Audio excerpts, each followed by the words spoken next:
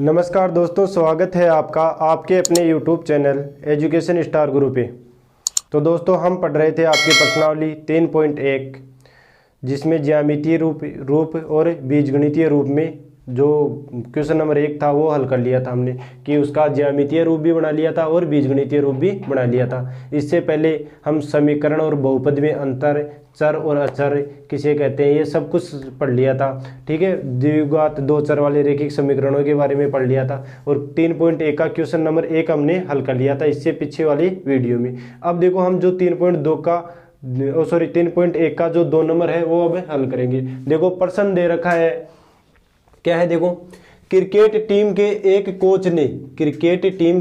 Coach ने 3900 रुपए में 3 बल्ले, देखो 3900 रुपए दे रहा है अगला, 3900 रुपए अगला दे रखा है और 3 बल्ले और 6 गेंद, 3900 रुपए में 3 बल्ले और 6 गेंदे खरीद रहा है और उसके बाद में उसने एक बल्ला और उसी प्रकार 3 गेंदें 1300 रुपए में खरीदी। एक बार तो 3900 रुपए में 3 बल्ले और 6 गेंद खरीदता है और एक बार 1300 रुपए में 1 बल्ला और 3 गेंद खरीदता है।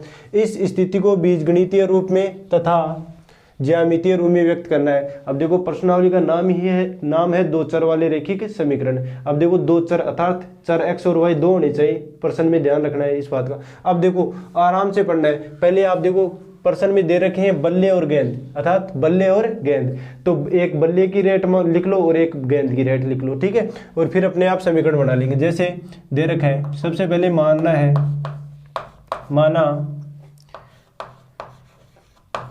एक बल्ले का मूल्य बराबर x।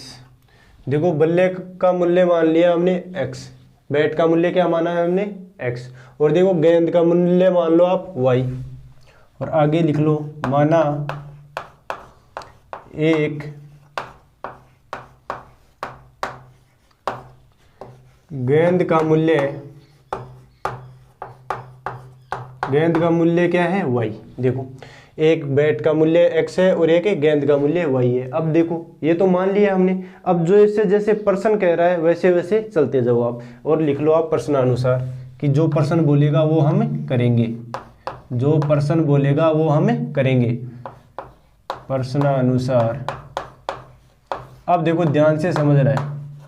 प्रश्न में दे रखा है 3 बल्ले, तो देखो एक बल्ले का मूल्य x रुपए है, तो 3 बल्लों का कितना होगा 3x, तो ये लो 3 बल्ले 3x और 6 गेंदे, तो देखो एक गेंद का मूल्य y है तो 6 गेंदों का क्या होगा 6y प्लस 6y।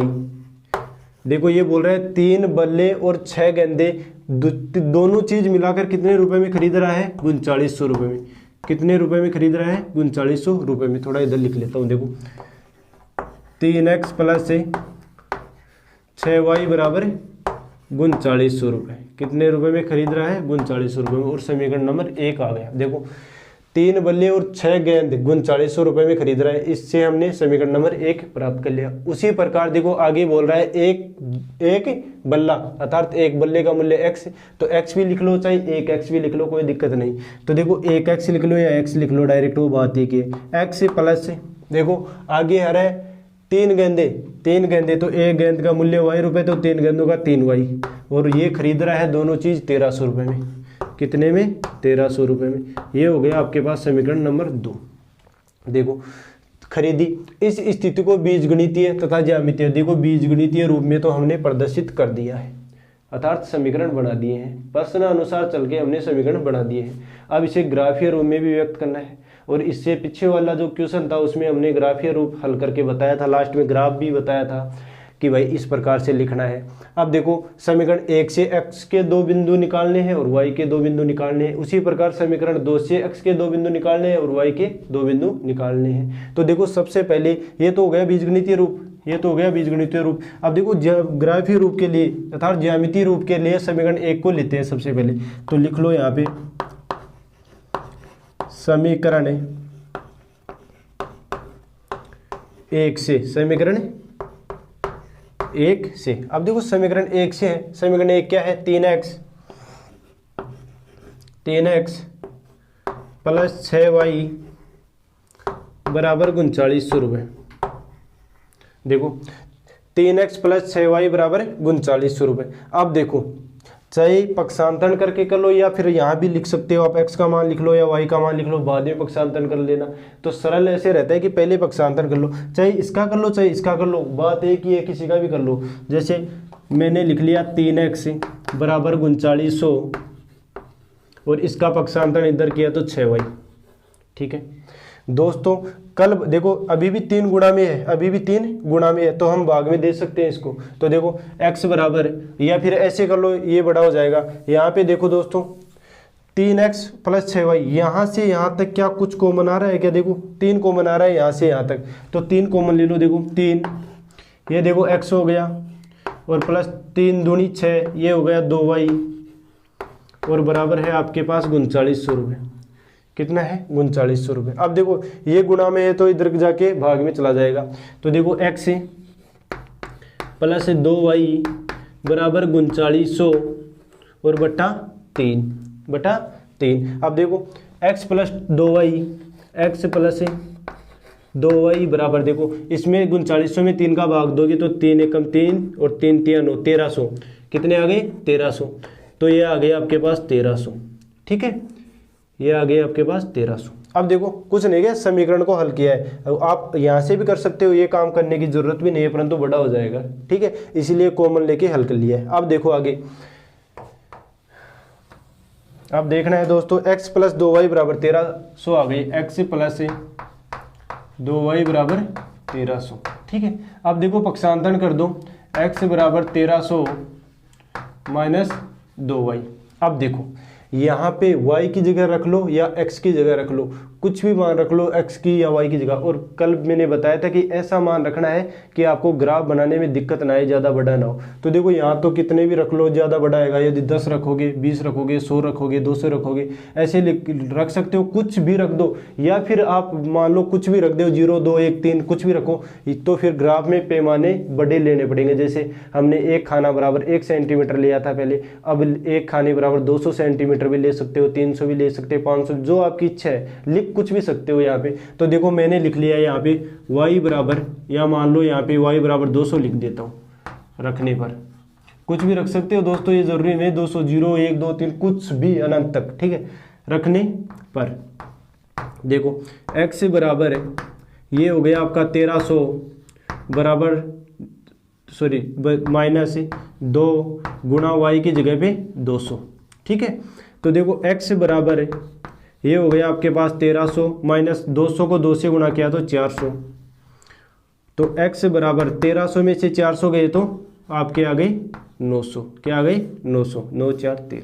ठीक है, अब देखो x का मान 900 आ गया, y का मान 200 आ गया, परंतु बताया था एक समीकरण से x और y के दो मान निकालने हैं हमें। तो देखो दोबारा से यही समीकरण ले लो, ये वाला, ये रहा x प्लस 2y बराबर है 1300। पक्षांतरण करके ले लो या डायरेक्ट, x बराबर है 1300 माइनस 2y। अब देखो y बराबर रखो दोबारा से, y बराबर, अब देखो अब 200 रखे थे, अब 0 रख लो, 2 रख लो, 3 रख लो, कुछ भी रख सकते हो। जैसे मैंने लिख लिया y बराबर 100 रखने पर, 100 रखने पर।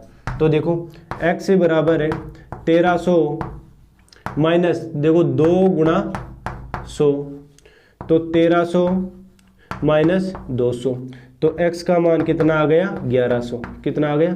1100। तो दोस्तों देखो एक बार x का मान 1100 आ गया, एक बार x का मान 900 आ गया, एक बार y का मान 100 रखा था और एक बार y का मान हमने 200 रखा था। जरूरी नहीं 0 भी रख सकते हो, 1 भी रख सकते हो, 2 भी रख सकते हो। देखो दो मान आ गए, तो हमें बनानी है सारणी, हमें बनानी है सारणी। ये लो, ये तो हो गया आपका x और ये हो गया आपका y। समीकरण 1 से बनाया है अभी तक। देखो x का मान, एक बार शुरू में देखो y का मान कितना रखा? 200, तो ये रहा आपका मान y का 200। x का मान, y का मान 200 रखने पर x का मान कितना आया? 900, तो ये आ गया आपका 900। अब देखो y का मान 100 रखा, तो x का मान कितना आया? 1100। x का मान कितना आया? 1100। देखो मान बड़े आ रहे हैं तो ग्राफ बनाएंगे ना, तब पैमाने बड़े ले लेंगे। ठीक है दोस्तों, आगे देखो ये तो समीकरण 1 में कर लिया है, जो क्वेश्चन नंबर 1 में किया था ना वही तरीका है, कोई बदलाव नहीं है, ठीक है। इसी प्रकार हम समीकरण 2 से करेंगे। समीकरण 2 से लिख दो यहाँ पे, समीकरण 2 से। अब देखो समीकरण 2 है x + 3y = 1300, x + 3y = 1300। देखो पक्षांतरण कर लो, x = 1300 - 3y। अब देखो काम वही करना है, y बराबर कुछ भी रख सकते हो, जैसे y बराबर 100 रख दो, y बराबर 100 रखने पर, y बराबर 100 रखने पर तो देखो x बराबर 1300 - 3 × y का मान है 100, तो 1300 - 300, तो 1300 में से 300 गए तो आपके पास आ गए x बराबर 1000। कितने आ गए? 1000। देखो एक मान ही आया है, x का एक मान ही है y का, अभी तक तो एक मान और निकालेंगे, तो दोबारा से वही समीकरण लिख लो, ये वाला ये लिख सकते हो आप डायरेक्ट। तो x बराबर 1300 - 3y, y बराबर जैसे y बराबर रख सकते हो आप 0 रख दो, 1 रख दो, 2 रख दो, कुछ भी। अब y बराबर जैसे 0 रख दिया, रखने पर कुछ भी रख सकते हो दोस्तों, ध्यान रखना ही चीज़ का, बार बार बोल रहा हूँ। तो x बराबर 1300 - 3 × 0, देखो x बराबर 1300 - 0, x बराबर देखो 1300 के अंदर से शून्य घटाया जाए तो क्या आएगा? 1300। अब देखो x के मान भी 2 आ गए और y के मान भी 2 आ गए, y के मान भी 2 आ गए, एक ये रहा और एक ये रहा। देखो वही काम करना है, सारणी इसकी बना दो, ये रहा आपका x और ये रहा आपका y। देखो दो दो मान है, पहले सबसे पहले y का मान कितना रखा? 100, तो ये रहा 100, तो x का मान कितना निकल के आया? 1000, ये रो रखा 1000, ठीक है। दूसरी बार देखो y का मान कितना रखा? 0, तो x का मान कितना निकल के आया? 1300। कितना निकल के आया? 1300।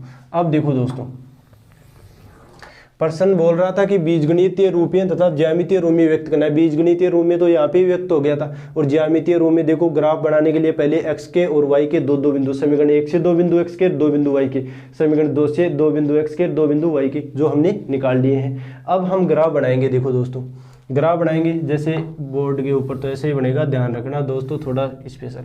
देखो ये तो हो गया आपका x, ये हो गया आपका y डैश, x और x डैश, ठीक है। अब देखो इधर तो देखो प्लस में संख्या होती है ऐसे, ठीक है, इधर माइनस में होती है, सही है ना। अब देखो इधर ऊपर की तरफ प्लस में होती है, ठीक है, इधर नीचे की तरफ माइनस में होती है, ठीक है। देखो दोस्तों ध्यान रखना है। अब देखो समीकरण जैसे ये सारणी बनाई थी ना, इसमें देखो मान कितने तक है? मान लास्ट है 1100 तक, 1100 तक है, तो या तो 100 का पैमाना ले लो, तो भी देखो जगह हमारे पास कम है। ग्राफ में भी 100 का पैमाना लोगे तो जगह कम है, 200 का ले लो, 250 का ले लो, 300 का ले लो, जो भी आपकी इच्छा है वो ले सकते हो। जैसे मैंने ले लिया 200 का, 200 एक बड़ा खाना बराबर 200, 200 देखो यहाँ पे फिर 400, फिर 600, फिर 800 और फिर 1000, ऐसे ऐसे फिर 1200, ये ले लिया, ठीक है। इधर देखो माइनस में ले लिया 200, माइनस में 400, माइनस में 600, माइनस में तो हमारे पास कोई संख्या नहीं आ रही है तो लिखने की जरूरत नहीं है, ठीक है, परंतु लेना है लिख लेना। अब देखो ऊपर लिखोगे प्लस में, जैसे प्लस के 200, 400, 600, 800, 1000 और 1200, ठीक है। इधर भी रख लो माइनस में 200, माइनस में 400, माइनस में 600, माइनस में 800 और माइनस में 1000 और माइनस में 1200, ठीक है, ऐसे लिख लिया। अब देखो समीकरण 1 के बारे में आएंगे। सबसे पहले 1 से सारणी बनी थी ये, x बराबर 900, तो देखो ये रहा x बराबर 900, देखो ये तो 800 रहा, ये रहा 1000 और 800 के बीच में 900 आएगा, ये रहा, ठीक है, यहाँ तक आ गया, ठीक है। अब देखो x बराबर 900 और y बराबर 200, देखो x बराबर 900 तो यहाँ पे आ गया अपना, y बराबर 200 आना चाहिए, तो 200 देखो ये रहा y बराबर यहाँ पे, तो ये कौन सी बिंदु होगी? 800 और 200, ठीक है। इसी प्रकार देखो x का मान 1100 है और y का मान 100 है, तो देखो x का मान 1100 ये रहा, 1200 के और 1000 के बीच में 1100, और y का मान कितना निकल के आ रहा है? 100, तो देखो 200 और 0 और 200 के बीच में 100 यहाँ तक आएगा, ये रहा आपके पास। ये है आपके पास कौन कौन से बिंदु? 1100 और 100, 1100 और 100, ठीक है।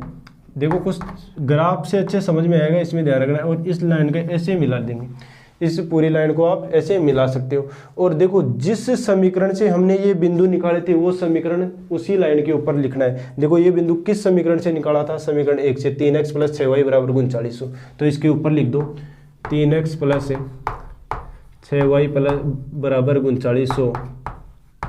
ठीक है। अब देखो समीकरण 2 से x = 1000 और y = 100। x = 1000 ये रहा और y = 100 ये रहा। ठीक है, तो ये हो गया आपका बिंदु 1000 और 100। ठीक है। अब देखो x = 1300 और y = 0। x = 1300, देखो 1200 से आगे जस्ट ये 1300 और y = 0। 0 तो मतलब यहाँ पे हो गया, ये हो गया आपका 1300 और 0। और इस लाइन को भी ऐसे आप मिला दो और समीकरण लिखना है 2 नंबर कौन सा है, x + 3y = 1300। x + 3y = 1300। ठीक है, ये है आपका समीकरण नंबर 2 और ये है आपकी ग्राफ। देखो कुछ नहीं करना है दोस्तों, दोबारा से ध्यान से समझ लो। प्रश्न में दे रखे लगभग 6 नंबर का प्रश्न आता है दोस्तों, और फ्री के नंबर है, ज़्यादा मतलब मेहनत करने की जरूरत ही नहीं है, बिल्कुल ईजी है। एक प्रश्न समझ में आ गया, सारे प्रश्न बिल्कुल आराम से आ जाएंगे। कल वाला प्रश्न किया था वो भी इसी तरीके से किया था, आज वाला प्रश्न कर रहा हूँ वो भी इसी तरीके से कर रहा हूँ। इससे आगे 1 या 2 प्रश्न जो भी है प्रश्नावली 3.1 में वो भी इसी तरीके से होंगे। देखो दोस्तों, क्रिकेट टीम के एक कोच ने 3900 रुपये में 3 बल्ले और 6 गेंद खरीदी। 3 बल्ले और 6 गेंद खरीदी, तो देखो एक बल्ले का मूल्य मान लिया और एक गेंद का मूल्य मान लिया। एक बल्ले का मूल्य x मान लिया, एक गेंद का मूल्य y मान लिया। अब देखो 3 बल्ले तो एक बल्ले का मूल्य x, तो 3 बल्लों का कितना होगा 3x। एक गेंद का मूल्य y, तो 6 गेंदों का मूल्य क्या होगा 6y। और बोल रहा है कि दोनों को खरीदने पर उन्हें 39 रुपये देने पड़ते हैं, तो दोनों को 3x + 6y = 3900। इसी प्रकार देखो आगे एक बल्ला और 3 गेंद, एक बल्ला और 3 गेंद दोनों चीज खरीदने पर उन्हें क्या देना पड़ता है 1300 रुपये देना पड़ता है। और बोल रहा है आगे इस स्थिति को बीजगणितीय रूप में, देखो यही हो गया, इस समीकरण बना दिया, यही क्या हो गया इसका बीजगणितीय रूप, तथा ज्यामितीय रूप में व्यक्त कीजिए, तथा ज्यामितीय रूप में व्यक्त करना है। अब देखो सबसे पहले समीकरण 1 से करेंगे हम, x के और y के 2 बिंदु निकालेंगे, और समीकरण 2 से x और y के 2 बिंदु निकालेंगे। तो दोस्तों ये था आपका क्वेश्चन नंबर 3.1 का 2 नंबर। अब हम हल करेंगे 3.1 का ही लास्ट जो 3 नंबर का प्रश्न है ना वो। अब मैं दोस्तों प्रश्न नंबर 3 लिख लेता हूँ, पहले इसको साफ कर दो।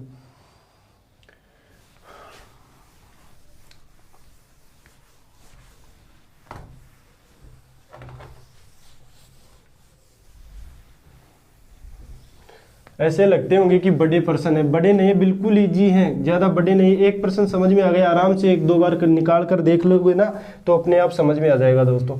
अब हम हल करेंगे आपका क्वेश्चन नंबर 3, जो मैं लिख लेता हूँ। तो दोस्तों ये है आपका क्वेश्चन नंबर 3 और 3.1 का लास्ट नंबर का प्रश्न है। तो देखो प्रश्न दे रखा है, क्या बोल रहा है प्रश्न, देखो देखते हैं। 2 केजी सेव और 1 केजी अंगूर का मूल्य किसी दिन 160 रुपये था। तो देखो किस किस का मूल्य, 2 केजी सेव अर्थात 2 किलो सेव और 1 किलो अंगूर का मूल्य कितना था, किसी दिन 160 रुपये था। ठीक है, आगे देखो 1 महीने बाद 4 केजी अंगूर और 2 केजी अंगूर 4 केजी सेव और 2 केजी अंगूर का मूल्य 300 रुपये हो जाता है। तो देखो कुछ दिनों के बाद में 4 केजी तो सेव और 2 केजी अंगूरों का मूल्य कितना रुपये हो गया, 300 रुपये हो जाता है। इस स्थिति को बीजगणितीय तथा ज्यामितीय रूप में व्यक्त करना है। देखो वो का वही प्रश्न है, कुछ नहीं है। पहले 1-1 केजी का मूल्य मान लो और फिर जैसे जैसे प्रश्न कुछ बोल रहा है वैसे वैसे चलते जाओ। जो कुछ प्रश्न कहेगा वो हम करेंगे, ध्यान रखना है दोस्तों। तो सबसे पहले तो आप मानोगे, क्या मानोगे, 1 केजी सेव का मूल्य x रुपये है और 1 केजी अंगूर का मूल्य क्या है, y रुपये है। ठीक है दोस्तों, तो लिखो सबसे पहले मान लो, माना हल यहाँ से है, माना 1 केजी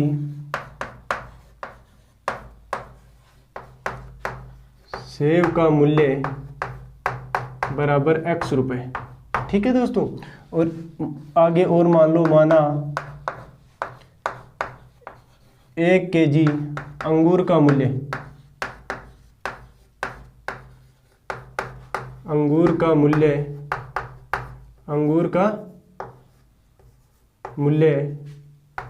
y रुपये है। देखो मान लिया 1 kg अंगूर का मूल्य तो y और 1 kg सेव का मूल्य x मान लिया, ठीक है। आप p q जो भी मानना चाहो आप मान सकते हो, कोई दिक्कत नहीं है उसमें, ठीक है। आगे देखो, अब प्रश्न बोल रहा है 2 kg सेव, यदि 1 kg सेव का मूल्य x रुपए है तो 2 kg सेव का मूल्य कितना होगा 2x, 3 kg का 3x, 15 kg का 15x, जितना भी हो गुणा कर दो, ठीक है। और 1 kg अंगूर का मूल्य y है, 1 kg अंगूर का मूल्य y रुपए है और इसमें भी दे रखा है 1 kg, तो 1 kg का तो क्या होगा y का y रहेगा। तो देखो सेव कितने हैं 2 kg, तो अब जैसे प्रश्नानुसार चलेंगे हम, प्रश्नानुसार, तो देखो 2 kg तो क्या है सेव, 1 kg का x है तो 2 kg का 2x प्लस 1 kg अंगूर और भी 1 kg अंगूर का मूल्य क्या है डायरेक्ट y, और इन दोनों का मूल्य मतलब इन दोनों के जितने रुपए देख कर आया है वो है 160 रुपये। अगला बोल रहा है कि 2 kg सेव और 1 kg अंगूर का मूल्य कितना था 160 रुपये। अल्यो ये लो, ठीक है, 2x प्लस y बराबर 160, समीकरण नंबर 1 दे दिया है हमने, ठीक है दोस्तों। आगे देखो, अब देखो दूसरी कंडीशन क्या दे रखी है, 1 महीने बाद 4 kg सेव, तो देखो 1 kg सेव का मूल्य x था तो 4 kg का 4x प्लस 2 kg अंगूर, 1 kg का y था तो 2 kg का 2y, 2 kg अंगूर का मूल्य कितना हो जाता है 300 रुपये, कितना हो जाता है 300 रुपये। ये हो गया आपका समीकरण नंबर 2। इस स्थिति को बीजगणितीय रूप में, तो ये तो हो गया आपका बीजगणितीय रूप, ठीक है। यहाँ तक प्रश्न कंप्लीट हो गया है दोस्तों, ध्यान रखना है। परंतु अब जो लास्ट में बात दे रखी है ना वो हल करेंगे, तथा उसे ज्यामितीय रूप में व्यक्त करना है। बीजगणितीय रूप में तो व्यक्त कर दिया, बस इतना ही था। अब ज्यामितीय रूप में कैसे व्यक्त करते हैं वो बता दिया है। पहले समीकरण 1 से x और y के 2 बिंदु, फिर समीकरण 2 से x और y के 2 बिंदु, और फिर उसे ग्राफ में प्रदर्शित करना है। तो देखो सबसे पहले समीकरण 1 से हल करते हैं। देखो लिख दे समीकरण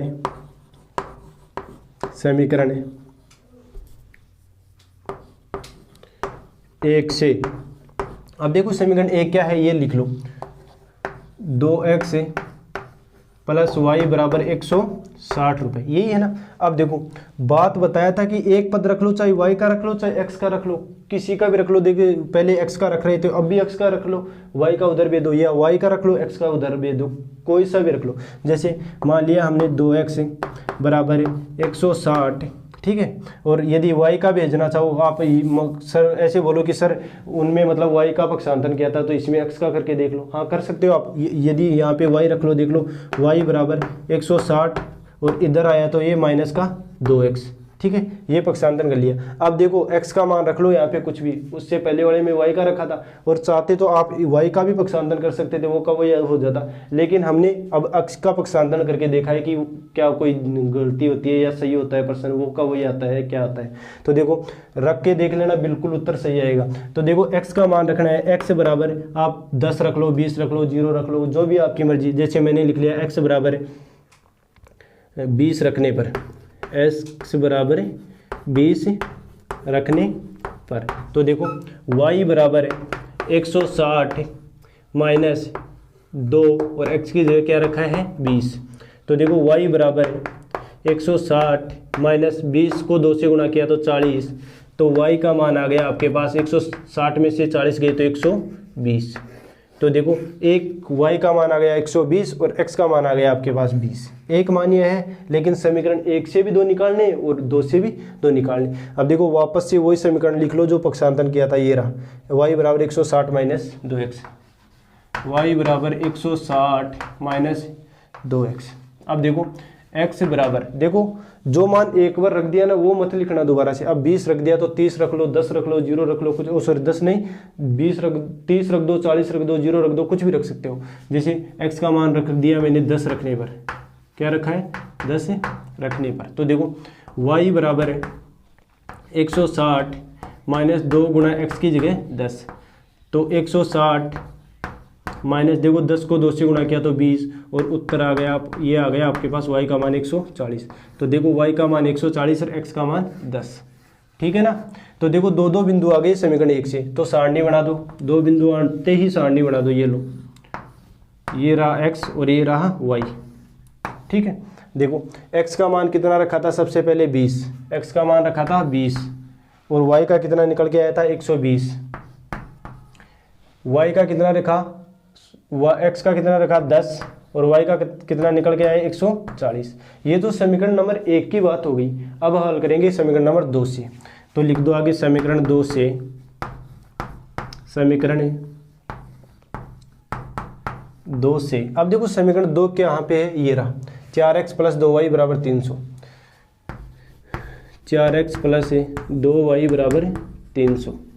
तो देखो कुछ कॉमन आ रहा है क्या दोस्तों? देखो 2 यहाँ से 2 कॉमन आ रहा है, परंतु यहाँ देखो 2 कॉमन आ रहा है, तो ये x और y देखो 2 कॉमन ले रहे हैं तो 2 आ गया कॉमन। तो यहाँ तो 2 दूनी 4, 2x प्लस ये 2 कॉमन आ गया, y बच गया और बराबर 300। ठीक है दोस्तों, तो देखो ये हो गया आपका पास 2x + y = 300 और ये 2 गुणा में है तो भाग में चलाएगा जाएगा 200। ठीक है, तो ये हो गया आपके पास 2x + y और बराबर 150। कितना आ गया? 150।